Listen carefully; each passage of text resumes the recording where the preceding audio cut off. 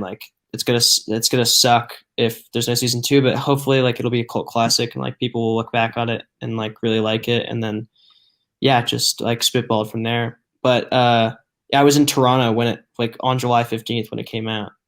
Right. Um, yeah, I lived on Simcoe, right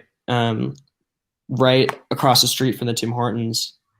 Um, and it was yeah, it's super crazy, like very surreal kind of time.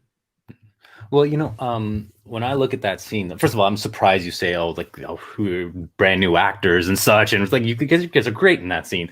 And the thing that stood out to me, or like, I mean, I guess retroactively, like looking back at it now, I'm like, man, Mike is a director. Like Mike is Yeah, directing this action. He's narrating. He's creating the story. He's directing our eyes to and telling us what to listen to and all that stuff. And I'm wondering, like, I mean, did that did you feel any kind of affinity with that character, with that sense of him, and in terms of the way he controls the scenes and yeah, stuff? he's a storyteller and he's the leader in the first season. And as the show goes on, everyone kind of goes their separate paths, and Mike gets distracted. But every few episodes, he'll get a thing where he springs into action. And he's kind of a leader again. Um, in season two, at the end of season two, he kind of gets like that. Three, kind of in the middle, he gets like that. Um, but yeah, no, it was really fulfilling because I got to be kind of like the fake leader of a group. And it felt like really cool. And yeah, he's a storyteller. I mean, like he sets up the whole season and the show. I mean, he literally. I mean, I talk about it all the time. Like he like in episode 6, like he basically almost kills himself to save Dustin from like getting his like lips or teeth cut or whatever from the bully. And I Right. jump off the cliff, and I don't know that Eleven's there, but she saves my life, and that's like such a famous scene of the thing. But I always say like, yeah, if 11 wasn't there, he would have died. Like he would have died for his friends. Like he's like the absolute ride or die friend that would die in a second for any of his friends. So that's why he's such a fulfilling character to play. Yeah. Well, let's talk. I mean, let's talk about the what you directed, like Night Shifts, right? So the audience had a chance to watch it. It's this very funny movie about two people whose lives have diverged, and they reunite on a very peculiar, unusual circumstance. And I was wondering, like, did that story resonate with you because you are someone who you often having this career, and it's made you distant from the people you grew up with? Yeah, absolutely. I think it comes from me going back to Vancouver and seeing kids that I went to high school with and kids that I went to elementary school with, especially elementary school because we're completely different people.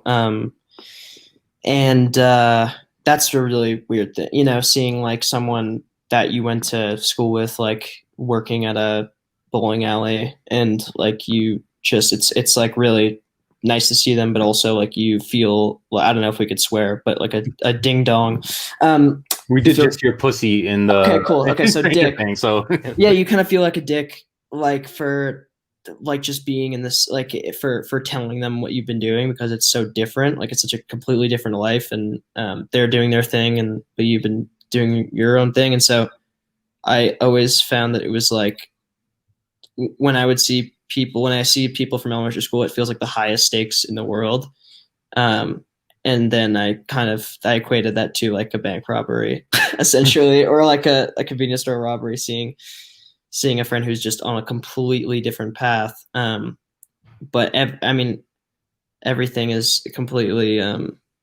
Like whenever I see elementary kids from elementary school, I think like what they do now is like they just work in different ways. Like they work their asses off in different ways, and like they're going to school or business school or whatever. And it's like we, it's funny, like it's just ending up on completely different paths and feeling like immediately because of what like just the experiences that I've had, I immediately feel like a dick because it feels weird. It just feels so weird.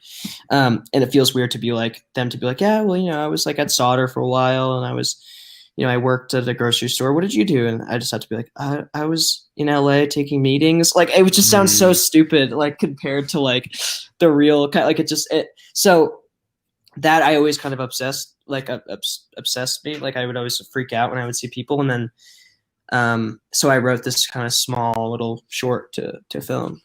Yeah. Well, you know what's interesting? I mean, the short is about these people reuniting, and but then like in front of the camera and behind the camera, there is a reunion of sorts. It like just making the short is sort of you reuniting with people that maybe you haven't seen in a while.